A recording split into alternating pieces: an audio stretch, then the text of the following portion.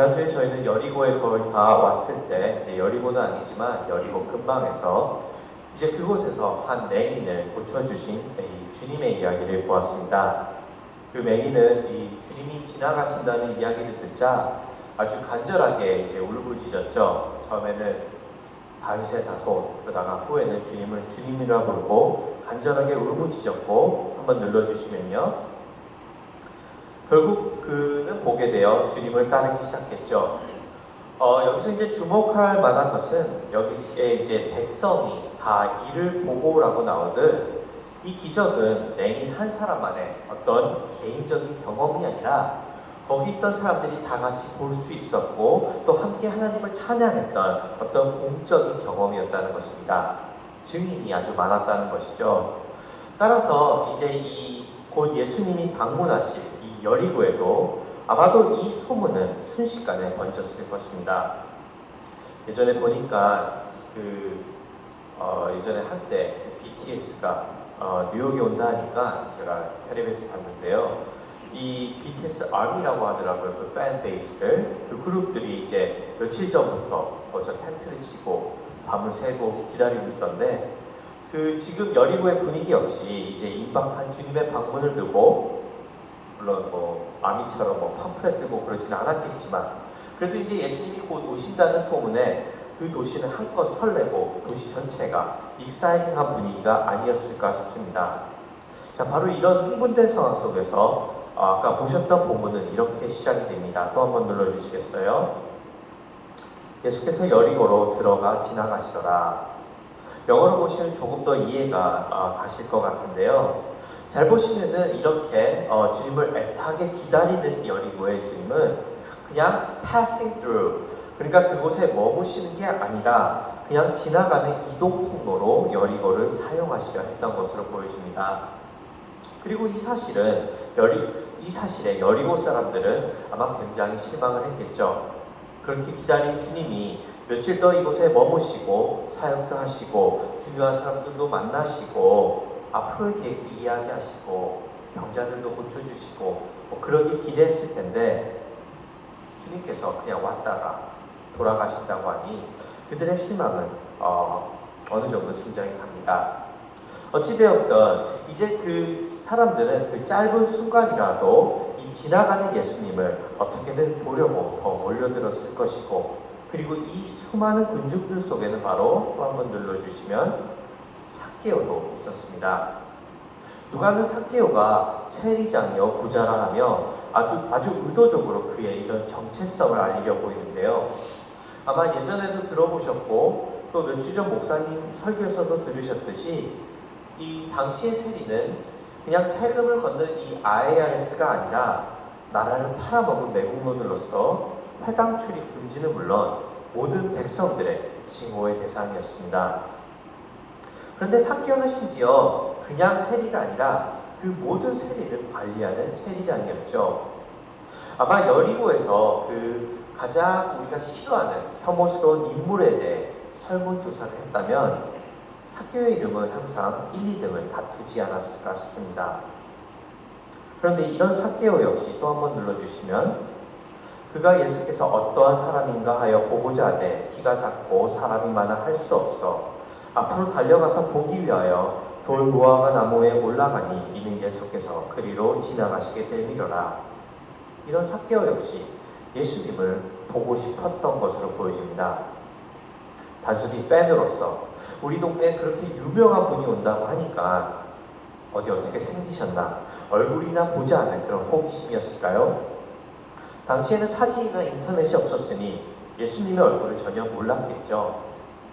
그러나 이 삭개오의 행동을 유심히 보시면 그가 예수님을 단순히 이렇게 육안으로 보고 싶었다기보다는 그거보다는 조금 더 깊숙하게, 그러니까 예수님을 인격적으로 알기 원했던 것을 보여줍니다.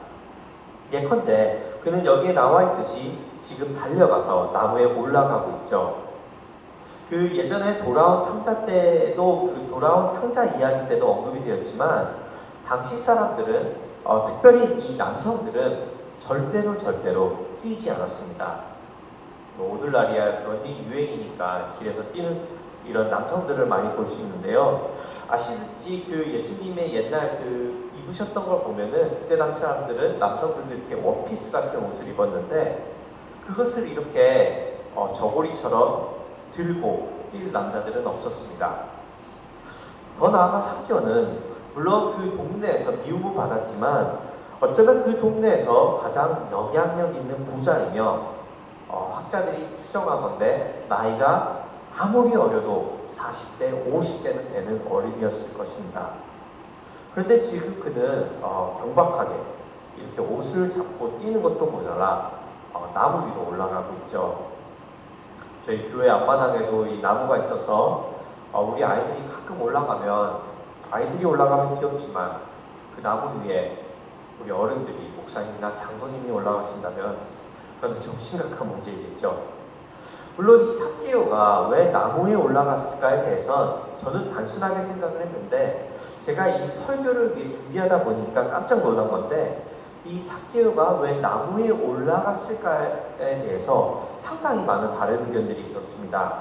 그냥 문맥상 읽어보면 키가 작아서 보이지 않으니까 나무에 올라갔다 생각할 수도 있는데요.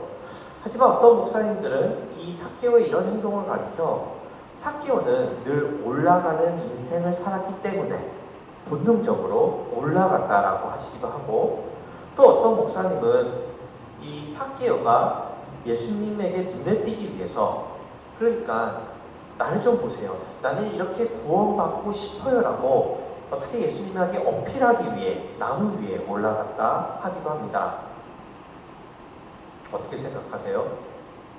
저는 나름 그 얘기가 일리 있는 이야기고 꼭 틀렸다 할 수는 없겠지만 저는 삭개오가 막 그렇게 올라가고 나를 좀 보세요라고 할 만큼 그가 그렇게 당당하고 씩씩한 입장은 아니었을 거란 생각이 듭니다.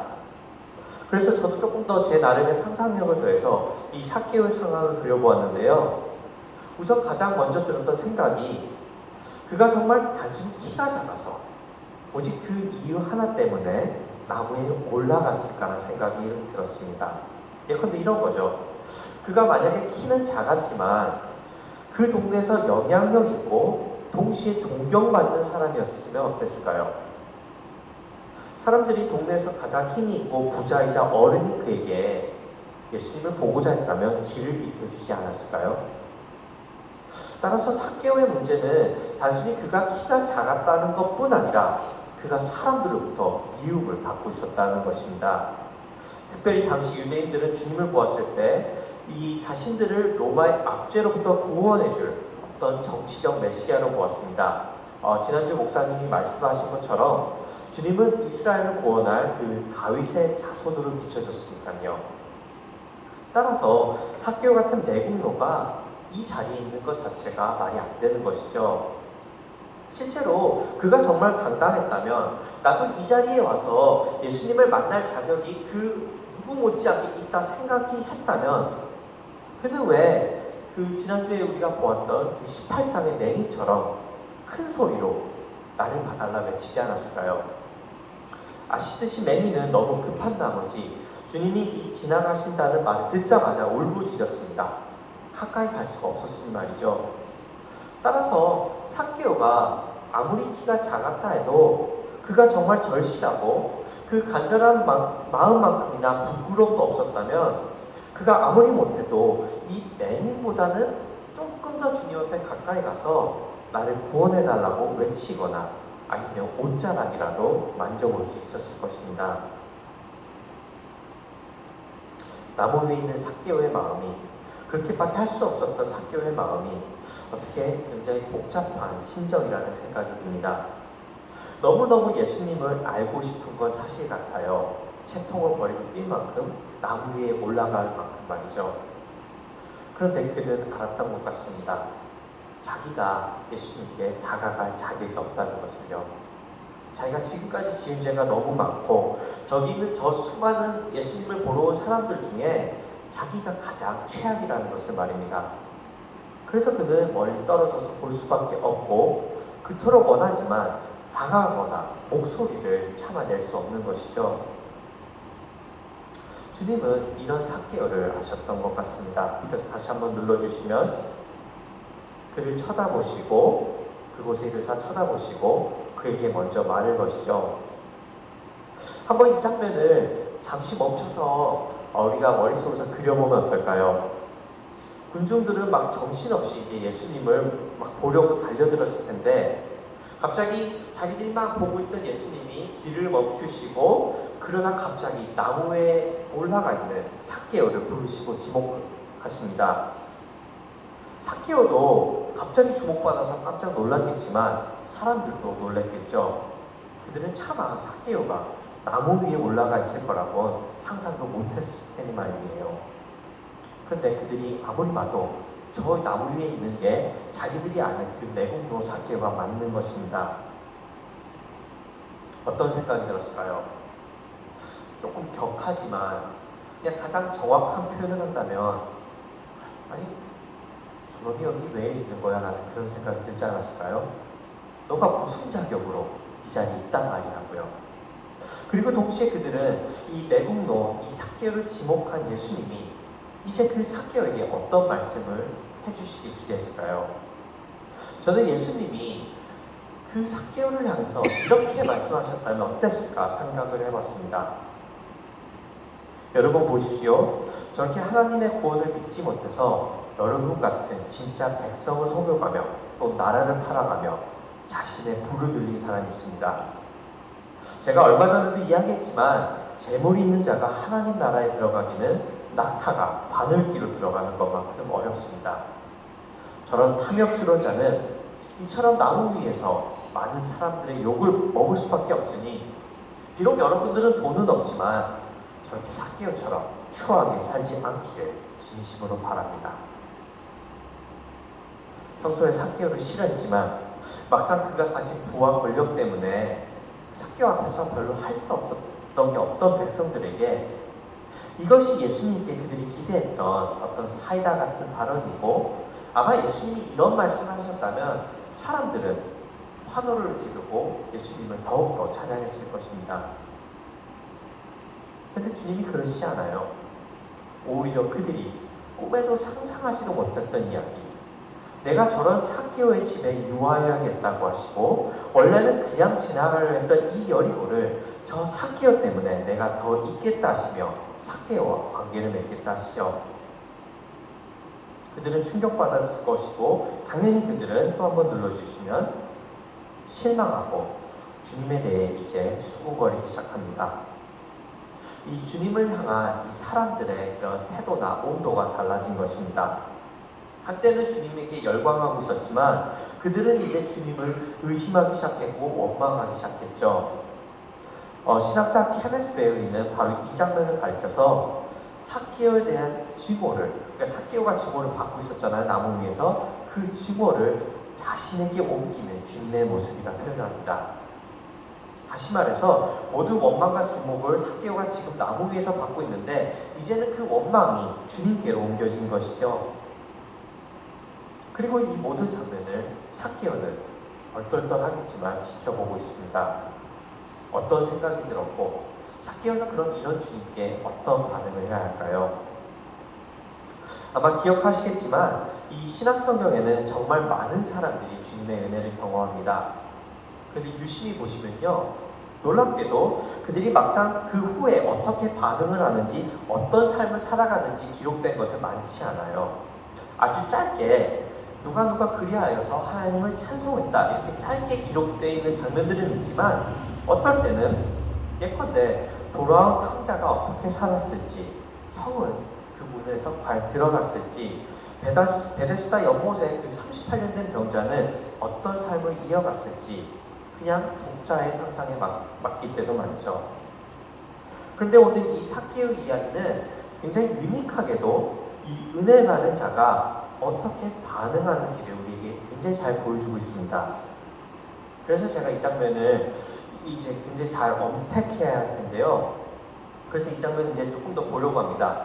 우선 삭개오는 이런 주님의 은혜 앞에 또 한번 눌러주시면 그 자신의 재산의 절반을 주겠다는 것과 누구의 것을 혹시라도 자기가 빼앗은 일이 있다면 그것을 이제 4배로 갚겠다 약속을 하죠.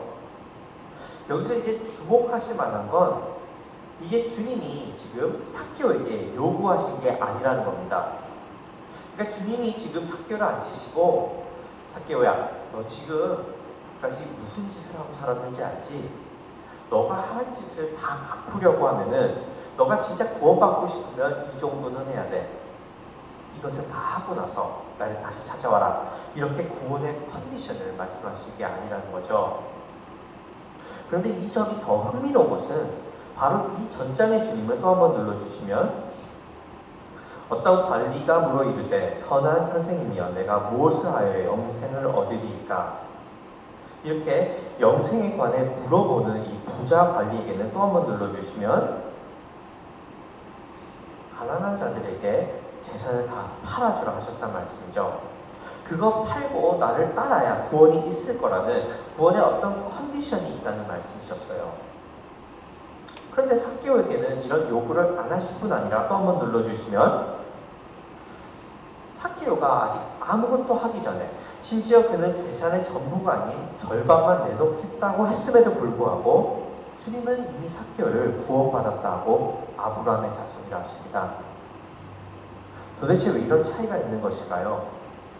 한쪽 부자에게는 구원받고 싶으면 전 재산을 다 팔라 하시고 그가 그 요구 조건에 머뭇거리자 이처럼 부자가 천국 들어가는 건 어렵다 하시더니 왜 다른 부자에게는 재산의 절반은 자기가 아직도 챙기고 더 나아가 아직 아무것도 하기 전에 이미 구원이 이르셨다 하실까요? 저도 이 점을 두고 이제 좀 고민을 해봤는데요. 저는 이것이 종교와 구원의 차이라는 생각이 들었습니다. 그러니까 부자 관원은 어떤 종교를 찾았던 것으로 보여집니다. 시간상 다 찾아볼 수는 없지만 그 부자 관리가 그 주님을 찾아와 그런 말을 했죠. 내가 무엇을 해야 영생을 얻겠냐고요. 그러자 주님이 물으셨습니다. 너 계명을 다 지켰니? 그러자 그는 기다렸다는 듯이 아주 자신있게 대답했죠. 어렸을 때부터 나는 다 지켰다고요. 그러나 이제 그가 빼먹은 한 가지, 바로 재산을 다 파는 그 이야기를 하자 그는 심히 근심하기 시작합니다. 재산이 너무 많기에 아까웠던 것이죠. 생각해보시면 주님이 정말 구원의 조건으로 땡전 한 푼 없는 무소유를 하신 건 아닐 겁니다. 그렇죠? 주님이 지금 말 그대로 정말 땡전 한 푼이 없는 무소유여야만 너가 구원을 받을 수 있다 하신 건 아닐 거예요. 진짜 그랬다면 여기 있는 우리도 구원받은 사람은 없을 테니 말이죠. 따라서 이 말의 진짜 의미는 저도 그 노진주 목사님 설교에서 들은 인사이트인데 주님은 이 부자 관리에게 지금 너에게 영생이 얼마나 중요하냐고 물으시는 겁니다. 다시 말해 너의 전 재산을 포기할 만큼 너가 영생에 대해 진지하고 절실하냐는 것이죠. 너는 너를 누구로 보냐는 것입니다. 재산을 포기해서라도 나에게 없는 생명을 원하는 사람인지 아니면 이미 나는 돈도 있고 계명도 다 지키는 아주 괜찮은 사람인데 종교 정도도 하나 더 있어서 그냥 내 스펙에 뭔가 하나 더 하는 그런 더 괜찮은 사람이 되고 싶은 건지 이 점에 대해서 대답하라는 것입니다. 그는 종교를 찾고 있었기에 그냥 돌아가고 말았죠. 반면에 삭개오는 주님의 표현을 빌리자면 또 한번 눌러주시면 자기가 그냥 종교 생활쯤 해야 하는 사람이 아니라 나는 완전히 잃어버린 자란 걸 분명히 알고 있었던 것 같습니다. 아까 말씀드렸듯이 저는 삭개오가 그 나무 위에서 들켰을 때 그가 과연 무슨 생각을 했을지 궁금했습니다. 사람들이 분명 자기에게 막 손가락질하고 있을 때 삭개오는 왜 나한테만 이래? 너희 그렇게 잘났어. 그래 왜 나한테만 너희는 그러니? 너희 그렇게 잘났어가 아니라 그래 나는 이렇게 욕을 먹어도 싸지. 그렇게 삭개오는 마음을 품었던 것 같아요. 어쩌면 그 삭개오 역시도 주님께서 이제 자기를 혼내주기 기다리고 있었을 테요. 그렇지만 그는 그 나무 위에서 보았습니다. 속히 내려오라 하신 주님은 세렸기 때문에 아무도 찾아오지 않는 자기 집에 찾아오시고 따뜻한 환대를 보여주신 주님을 말합니다. 이것이 잃어버린 자에 대한 주님의 은혜였죠. 그리고 그 은혜는 삭개오에게 어떤 종교적이고 컨디션을 채우는 기계적인 순종이 아닌 진실되고 자발적인 삶의 변화를 일으킵니다. 아까 보셨지만 자신의 절반을 주겠다고 또 속인 자가 있으면 4배나 주겠다던 그 삭개오의 말이 비록 우리가 음성으로 그 삭개오의 목소리를 못 들었지만 어떤 그 말이 어떤 컨디션을 채워야 한다는 부담감보다는 내가 이것을 할 수 있겠다는 어떤 기쁨이 삭개오의 말에서 느껴지지 않나요? 실제로 율법에는 속인 게 있으면 재산의 절반을 포기하라는 계명도 없을 뿐더러 율법에 따르면 이웃에게 거짓을 한 게 있으면 그 원금의 20%만 더 이상 갚으면 됩니다. 지금 이 삭개오의 기쁨은 어떤 율법으로도 제한하거나 표현될 수 없는 것이죠. 이것이 바로 은혜이고 이게 잃어버렸다가 구원받은 자가 보이는 기쁨의 반응일 것입니다. 이 이야기를 끝으로 삭개오는 더 이상 성경에 등장하지 않죠. 그러나 우리는 충분히 상상할 수 있습니다. 삭개오가 앞으로 어떤 삶을 살아갔을지 하고요. 실제로 이 일이 있고 얼마 지나지 않아 삭개오는 자신에게 은혜를 베푸신 주님이 나무에 매달려 죽었다는 이야기를 들었을 겁니다. 아마도 구원을 받은 삭개오는 그 나무에 원래 있어야 했던 사람은 주님이 아닌 다른 자기였다는 것을 다번에 알았겠죠. 그리고 그날의 주님의 모습이 삭개오에게 다시 기억이 났을 것입니다. 나무 위에서 자기가 많은 사람들의 저주를 받고 있을 때 삭개오야 속히 내려오라 하신 주님의 모습 말이죠. 삭개오는 나무에서 내려오고 주님은 나무로 올라가셨습니다. 삭개오는 따뜻한 환대를 받았고 주님은 차가운 저주를 받으셨죠. 이 은혜가 삭개오의 모든 삶을 송두리째 바뀌는 원동력이 되었습니다. 그것은 어떻게 내가 무엇을 더하면 영생을 얻을까라는 그런 종교적인 질문이 아니라 자기에게 베푸신 그 은혜에 대한 진실된 기쁨과 자유의 반응이었죠. 이것이 잃어버린 자를 위한 복음의 능력입니다. 그래서 우리의 순종은 어떤 룰북 같은 걸 보면서 이 정도는 해야 되는 거네, 이 정도는 해야 구원받는 거네 하는 그런 도잉에 초점을 두는 게 아니라 잃어버린 자가 찾은 자가 되는 그 비잉의 변화로 그때 우리의 순종은 자발적이고 제한이 없는 것입니다. 그 은혜는 우리가 삶이 바뀌기 싫다 해도 우리의 삶을 안 바꿀 수가 없는 힘이 있는 것이죠. 이렇게 복음 안에서 우리에게 주신 이 영생을 기뻐하고 또 자유하면서 이전과는 달라진 삶을 살 수 있는 우리가 되기를 주님의 이름으로 축원합니다.